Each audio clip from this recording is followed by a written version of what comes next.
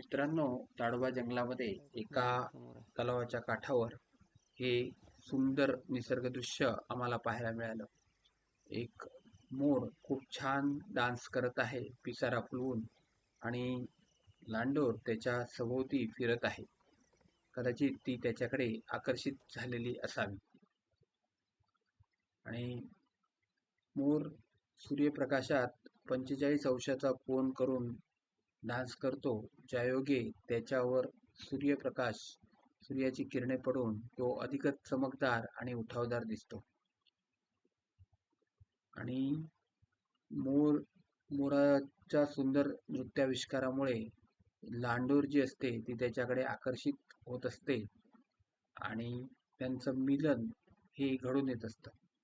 असाच काहीसा सीन किंवा दृश्य आम्हाला ते ताडोबामध्ये पाहायला मिळालं.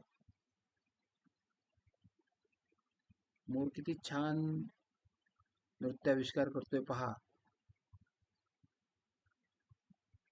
त्याची चमकदार मोरपंखी पिसे आपल्याला आपलं मन भुलवून टाकतात. आणि आपण बोलतो मग लांडोर तर बोलणारच. आणि अशा प्रकारे ती फुललेली लांडोर मिलनाला तयार होते आणि त्यांचे मिलन होते. मिलन झाल्यानंतर सुमारे 6 ते 10 दिवसाच्या कालावधीत दोन मोरे लांडोर दोन अंडी देते लांडोर आहे. आणि पुढे 1 महिना मीटिंग दाव ती अंडी उबवत असते मीटिंग आणि 30 दिवसानंतर छान पिल्ले बाहेर येतात. त्याला पीचिक्स म्हणून संबोधण्यात येतं. पीकॉक, पीहेन आणि पीचिक्स. अशा प्रकारे सुंदर निसर्ग दृश्य आम्हाला पाहायला मिळालं.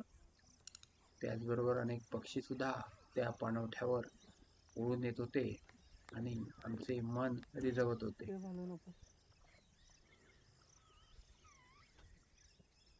अशा प्रकारे सुंदर निसर्ग दृश्य पाहायची असतील तर आपण नेहमीच अशी जंगलाला भेट दिली पाहिजे आणि निसर्गाच्या या करामती निहाळता आल्या पाहिजेत.